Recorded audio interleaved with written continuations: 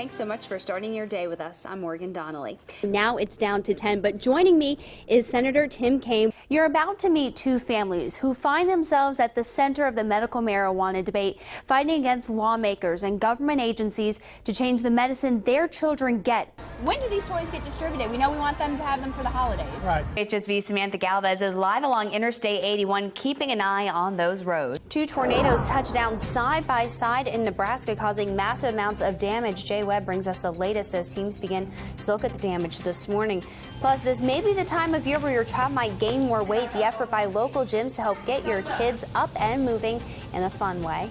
Waved at me, all right. All right, I think we're on the good list now. All right. 30 minutes outside of the city. For the first time since graduating from St. Mary's Elementary School. News, a stabbing in Luray puts two people in the hospital. People on both sides of the aisle started weighing in on this when we posted the news on our Facebook page last night. And 3/4 of them admit they still text and drive despite all those laws and the dangers listed. We've checked in, and so far there's been no announcement about when construction will begin.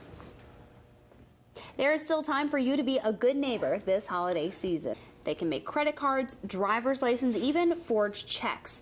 All they need to do is peek inside your mailbox and get your mail. WHSV's Morgan Donnelly joins us now live from Arlington at the Mark Warner Support Party. So what's it like up there?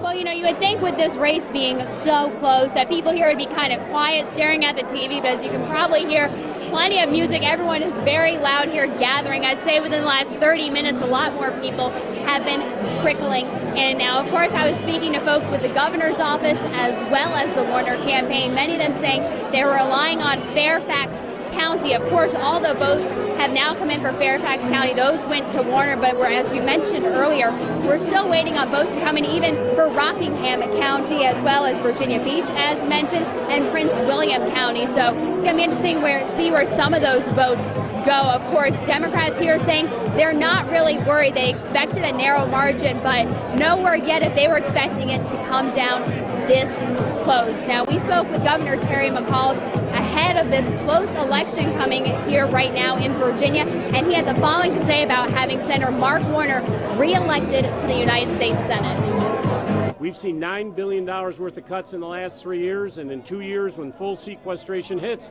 I got to have someone I can pick up the phone and call who can help me preserve our assets and grow them, and Mark will do that. Now, of course, we're looking at also exit polls coming out early. We talked about how millennials might be voting more for Republicans this year. That's your 18 to 29 age group. We know a lot of them actually went for Warner in Virginia. We also know that Gillespie won the 45-plus vote here in Virginia so far. So those are numbers we're going to be looking at. Gillespie won men in the exit polls and Warner won the women. So certainly a very different tide than what we've been seeing across the country. Republicans hoping to take control of the United States Senate, but Democrats here in Virginia hoping to hold on to United States Senator Mark Warner, who only took the lead about 30 minutes ago. The hope was an hour ago to take that lead. That lead has happened, but again, a very close race here in Virginia that we're going to continue to monitor throughout the night.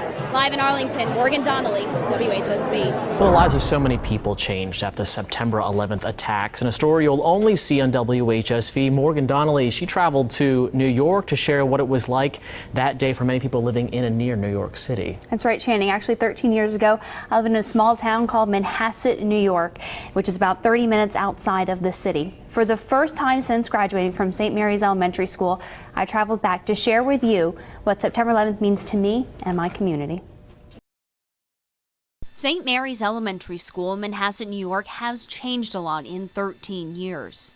This is Mrs. Williams. This is one of the hallways I walked, and now all the classrooms look different. Most of my teachers have retired, and the gym I used to play in has been replaced with this new one.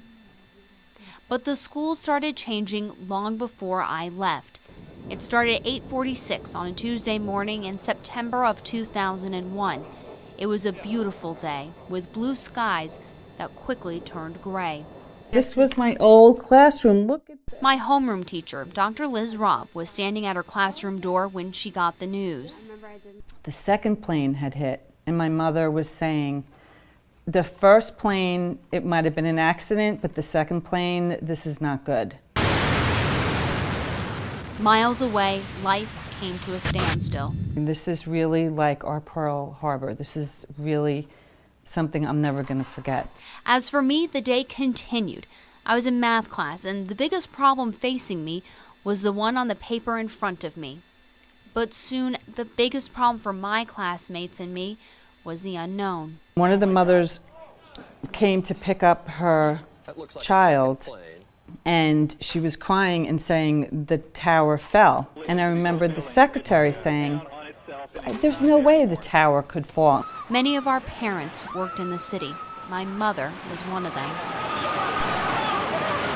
The teachers didn't leave. To us, it was like nothing was wrong. As people raced down the streets in New York City to get to Ground Zero, I climbed the stairs on my way to lunch and recess.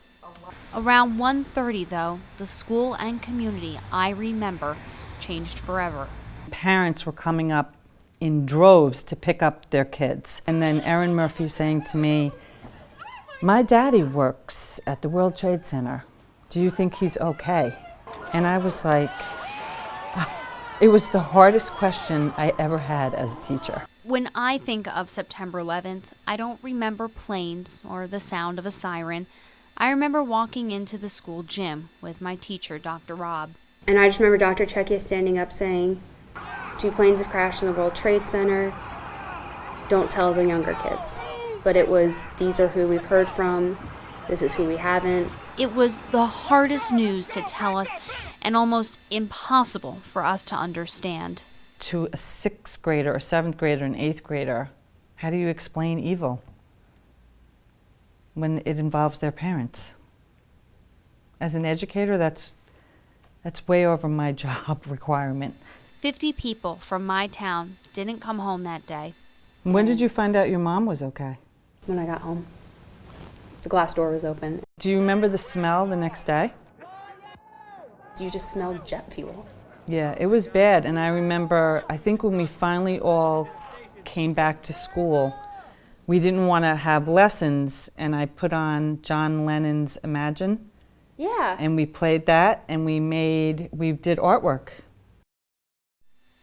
Our feelings drawn out on blank pieces of paper, all of them tucked away in a binder Dr. Rob still has today at her home, a reminder of the heartache we endured. Dr. Rob doesn't teach at St. Mary's anymore. She left the year after we graduated. Yes, I left teaching. It affected me so much. She worked at Tuesday's Children, a September 11th organization which helps raise children like their parents would have. She also worked with the rescue workers, helping them get the medical care they needed. Post 9/11, never been the same. Never. 13 years can change a lot of things, but one thing September 11th didn't change was the memories of our neighbors, parents, and friends living life in peace. You know, today so many people held moments of silence today to remember those victims. And when I went back to school, I asked them, what do they do on September 11th? They said they'd say a prayer and they try to continue on as a normal day as if we would have on that day 13 years ago. Very so still powerful. A very, you know, in our tight community, still a big impact. But for a look at the artwork that Dr. Rob kept, or for more information about Tuesday's Children, an organization that actually helped some of my classmates and that they then became involved with, please log on to onlyonwhsv.com using your smartphone, tablet, or computer. Find WHSV's Morgan Donnelly this morning. Morgan, you got out there about 15 minutes ago. What can you tell us about this fire?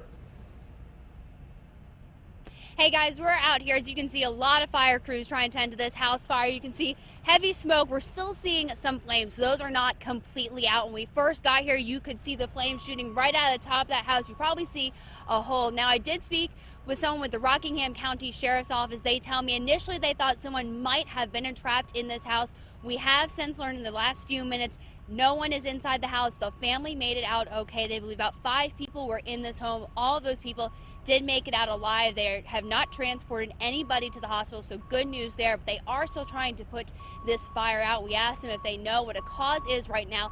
At this time, that is still under investigation. As you can see, we have at least 3 or 4 fire trucks here. We got one backing up alongside me and a few down the road. So we will be following this story pretty closely on Daybreak. Live in Rockingham County, Morgan Donnelly, WHSV. All right. Thanks so much for joining us this morning on Daybreak. Be sure to join us for more news and weather coming up in 25 minutes right here on WHSV. Bye.